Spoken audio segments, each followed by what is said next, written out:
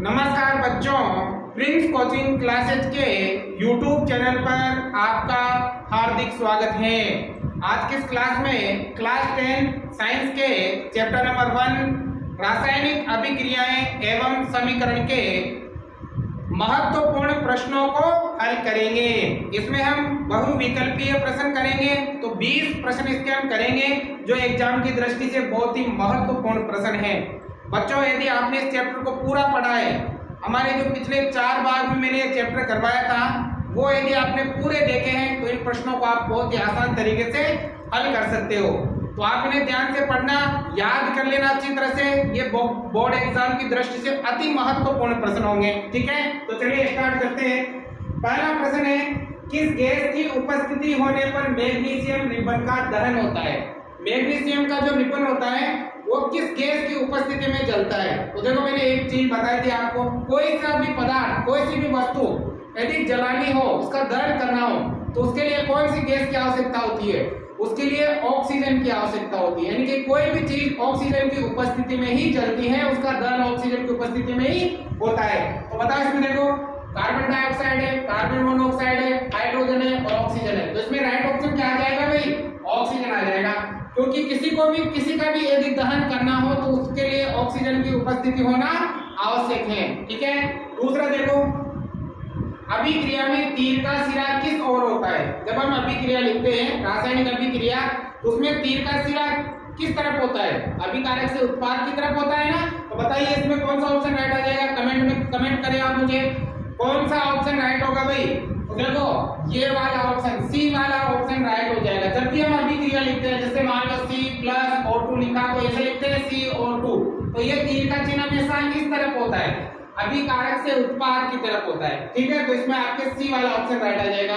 Next देखो, श्वसन किस प्रकार की रासायनिक अभिक्रिया है? श्वसन किस प्रकार की? देखो, बहुत ही अच्छी तरीके से मैंने समझाया था। जिनको आ रहा है वो कमेंट करे। इसमें का आंसर क्या होगा? संयोजन होगा, उपचयन होगा, ऊष्माक्षेपी होगा या ऊष्माशोषी होगा? तो देखो, श्वसन में क्या होता है?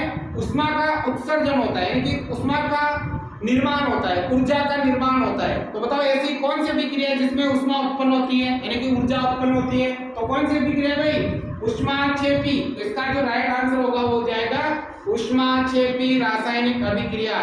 जिसको आ रहा हो वो कमेंट करते जाइए भाई। अगला देखो, नंबर 4, उपचयन वह प्रक्रिया है जिसमें, देखो, उपचयन अभिक्रिया में क्या होता है? नंबर 1 दे रखा है, ऑक्सीजन का योग होता है, ऑक्सीजन का वियोग होता है, हाइड्रोजन का योग होता है या फिर कोई नहीं। तो उपचयन अभिक्रिया किसे कहते हैं? ऐसी रासायनिक अभिक्रिया जिसमें ऑक्सीजन जुड़ता है, मतलब ऑक्सीजन का योग होता है, उसे हम क्या कहते हैं? उपचयन कहते हैं। और जिसमें ऑक्सीजन का वियोग होता है, यानी कि ऑक्सीजन का वियोग होता है, तो उसे क्या कहते हैं? अपचयन कहते हैं। तो जिसमें ऑक्सीजन का योग होता है, मतलब ऑक्सीजन जुड़ता है, उसे क्या कहते हैं? उपचयन अभिक्रिया कहते हैं। तो इसका ए ऑप्शन राइट हो जाएगा। 5वां देखो, कौन सा चिन्ह उत्पाद के अवक्षेप के रूप में प्राप्त होने पर लगाया जाता है? इनमें से कौन सा चिन्ह अवक्षेप के लिए लगाया जाता है? बहुत ही अच्छी तरीके से बताया था मैंने। जब अवक्षेप बनता है, अवक्षेप मतलब जल में अघुलनशील पदार्थ, तो उसके लिए कौन सा चिन्ह? तीर का चिन्ह किधर लगाते हैं? तीर का चिन्ह नीचे की तरफ लगाते हैं भाई। किधर लगाते हैं? नीचे की तरफ। अवक्षेप के लिए नीचे की तरफ, और अगर गैस बनती है तो उसके लिए किधर लगाते हैं? ऊपर की तरफ लगाते हैं। तो इसमें डी ऑप्शन राइट होगा। 6 नंबर देखो, CaO + H2O है ना। कैल्शियम ऑक्साइड को जल में मिलाने से बनता है कैल्शियम हाइड्रोक्साइड। उपयुक्त अभिक्रिया है। बताओ, ये कौन सी अभिक्रिया है? कमेंट करके बताएं मुझे, कौन सी अभिक्रिया है भाई? देखो, यहाँ अपघटन, संयोजन, विस्थापन, द्विविस्थापन, कौन सी अभिक्रिया है? तो देखो, यहाँ पर 2 अभिकारक मिलकर एक उत्पाद बना रहे हैं। 2 अभिकारक मिलकर क्या बना रहे हैं? एक उत्पाद बना रहे हैं। तो कौन सी अभिक्रिया कहलाएगी? ये कहलाएगी आपके संयोजन अभिक्रिया। कौन सी अभिक्रिया है भाई? संयोजन अभिक्रिया। अगला देखो, प्रश्न नंबर 7, किसी अभिक्रिया में भाग लेने वाले पदार्थ कहलाते हैं? किसी अभिक्रिया में भाग लेने, ये अभिक्रिया है, इसमें ये भाग लेने वाले पदार्थ क्या कहलाते हैं? बताइए, क्या कहलाते हैं भाई? कमेंट करो जल्दी से। अभिक्रिया में भाग लेने वाले पदार्थ अभिकारक कहलाते हैं। क्या कहलाते हैं? अभिकारक। और अभिक्रिया के पश्चात बनने वाले पदार्थ क्या कहलाते हैं? उत्पाद जानते हो अच्छी तरह से। अगला देखो, साग सब्जियों का विघटन होकर कंपोस्ट बनना कौन सी अभिक्रिया है? साग सब्जियों का विघटन होकर कंपोस्ट बनना कौन सी अभिक्रिया है? यानी कि साग सब्जियां जब सड़ती हैं उनका विघटन होता है तो खाद के रूप में परिवर्तित हो जाती है।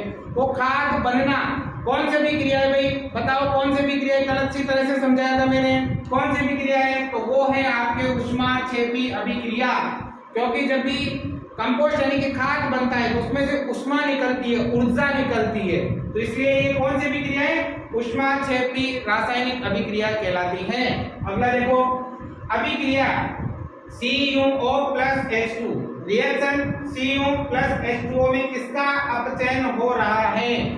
आपको इसमें बताना है कि किसका अपचयन हो रहा है। तो अपचयन अभिक्रिया किसे कहते हैं भाई? अपचयन ऐसी रासायनिक अभिक्रिया जिसमें ऑक्सीजन निकलता है, ऑक्सीजन का निकलना, ऑक्सीजन की हानि होती है। तो बताओ यहाँ ऑक्सीजन की हानि किसमें से हो रही है?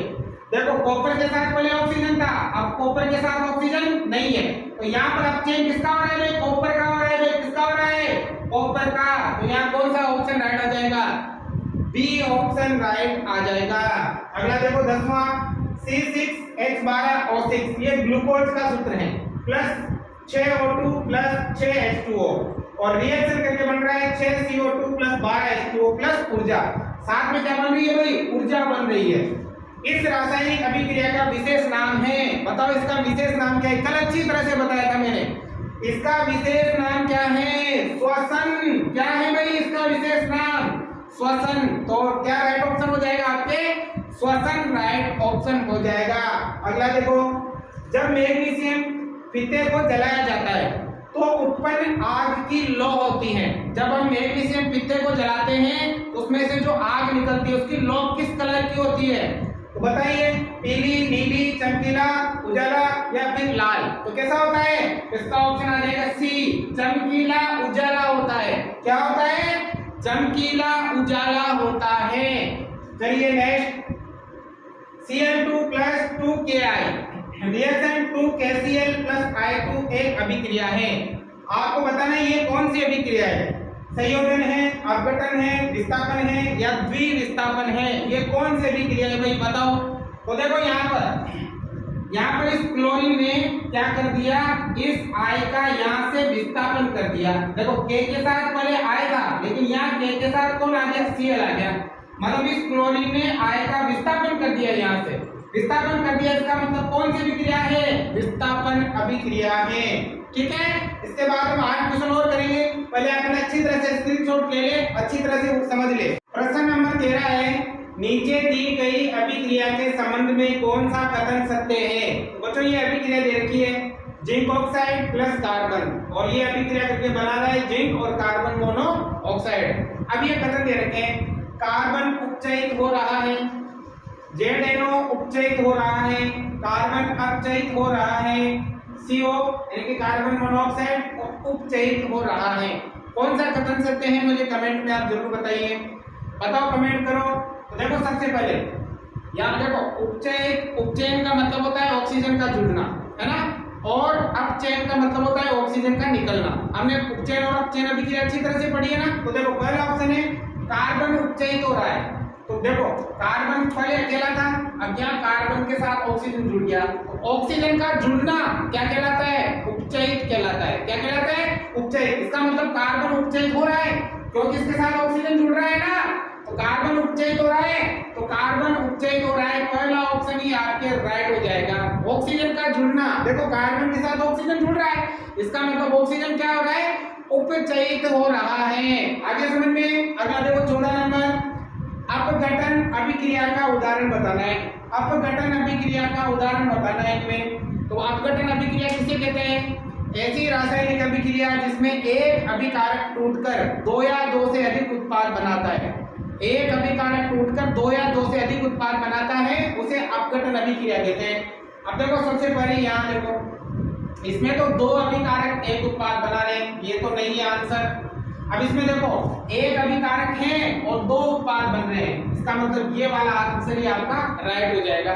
अपघटन अभिक्रिया उसे कहते हैं जिसमें एक अभिकारक 2 या 2 से अधिक क्या बना है? उत्पाद बना है। आगे समझ में। देखो ये भी नहीं है, 2 अभिकारक है तो 2 उत्पाद है, यहाँ भी 2 भी कारक है तो 2 उत्पाद है, मतलब बी वाला ऑप्शन राइट हो जाएगा।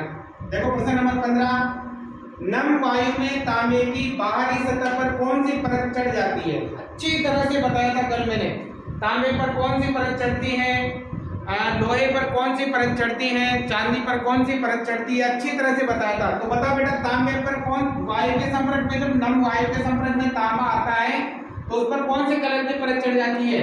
तो उस पर हरे रंग की परत चढ़ जाती है। कौन से रंग की? हरे रंग की। चांदी पर आप मुझे कमेंट करके बताओ, चांदी पर कौन से कलर की परत चढ़ जाती है, लोहे पर कौन से कलर की परत चढ़ जाती है, ये आप मुझे कमेंट में बताओ। अब देखो 16 नंबर प्रश्न है, रासायनिक अभिक्रिया के दौरान किस पदार्थ में ऑक्सीजन का ह्रास होता है? किसमें ऑक्सीजन का ह्रास होता है? मतलब ऑक्सीजन की हानि होती है, मतलब ऑक्सीजन निकलता है। ऐसी रासायनिक अभिक्रिया का नाम बताओ जिसमें ऑक्सीजन निकलता है। तो बताओ ऑक्सीजन किसमें निकलता है? उपचयन में तो ऑक्सीजन जुड़ता है, संसारण में नहीं, अपचयन में हाँ, तो ये वाला ऑप्शन राइट हो जाएगा।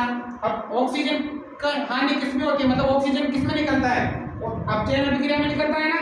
संसारण अभिक्रिया किसे कहते हैं? इसमें संचारण का निर्माण होता है, उसे संचारण अभिक्रिया कहते हैं, है ना। तो अपचयन अभिक्रिया ऐसी अभिक्रिया है जिसमें ऑक्सीजन का ह्रास होता है, ठीक है। प्रश्न नंबर 17 देखो, अभिक्रिया CaCO3 कैल्शियम कार्बोनेट, ये जो बना रहा है वो बना रहा है calcium oxide plus carbon dioxide. किस प्रकार की अभिक्रिया है? बताओ ये किस प्रकार की अभिक्रिया है? बताओ बेटा, अपघटन है, अवक्षेपण है, उदासीनीकरण है या ऑक्सीकरण है? किस प्रकार की अभिक्रिया है? तो देखो यहाँ एक अभिकारक है, अभिकारक कितना है? एक। उत्पाद कितने बन रहे हैं? 2। ऐसी अभिक्रिया जिसमें एक अभिकारक 2 या 2 से अधिक उत्पाद बनाता है, अभी बताया था। कौन सी अभिक्रिया है? अपघटन। कौन सी अभिक्रिया है भाई? अपघटन रासायनिक अभिक्रिया है। अगला देखो, निम्नलिखित में से कौन सा पदार्थ ऑक्सीजन से सहयोग नहीं करता है? ऐसे पदार्थ का नाम बताना है जो ऑक्सीजन से सहयोग नहीं करता है, जो ऑक्सीजन से नहीं जुड़ता है। तांबा, जिंक, सोना, पोटेशियम, कौन सा पदार्थ है? तो बताओ, बताया था कल मैंने। चांदी के ऊपर किसकी परत चढ़ाई जाती है संक्षारण से बचाने के लिए? किसकी? सोने की। सोना ऐसा पदार्थ है जो ऑक्सीजन से अभिक्रिया नहीं करता है। देखो, सोने पर किसी प्रकार का कोई जंग नहीं लगता है, वो ऑक्सीजन के संपर्क में आए, नम वायु के संपर्क में आए तो ऑक्सीजन, मतलब सोना ऐसी धातु है जो ऑक्सीजन से संपर्क नहीं करती है, तो इसमें सी ऑप्शन राइट हो जाएगा, ठीक है। अगला देखो, बुझे हुए चूने का रासायनिक सूत्र है, बताइए कमेंट करके। अच्छी तरह से बताया था मैंने, बुझे हुए चूने का रासायनिक सूत्र क्या होता है भाई? बताओ, बुझे हुए चूने का रासायनिक सूत्र ये होता है कैल्शियम हाइड्रोक्साइड, CaOH2। ये है आपके बुझे हुए चूने का रासायनिक सूत्र। आगे समझ में। लास्ट देखो, संगमरमर का रासायनिक सूत्र है, ये भी मैंने अच्छी तरह से बताया था। कमेंट करो भाई, जिसको आ रहा है वो कमेंट करो। संगमरमर का रासायनिक सूत्र कौन सा है इनमें से? तो संगमरमर का रासायनिक सूत्र है CaCO3, calcium carbonate, calcium carbonate, ठीक है। तो बच्चों, ये आप इनका स्क्रीनशॉट ले सकते हो सभी प्रश्नों का। तो 20 प्रश्न मैंने आपके ऑब्जेक्ट टाइप करवा दिए। अब इसके बाद हम अति लघुत्रात्मक प्रश्न करेंगे, फिर लघुत्रात्मक प्रश्न करेंगे। इसके सभी प्रश्न, महत्वपूर्ण सभी प्रश्नों को हल करेंगे। आज की क्लास हम यही समाप्त करते हैं, अगली क्लास हम जल्द लेकर आएंगे। तब तक के लिए बहुत बहुत धन्यवाद। Thank you watching for this video.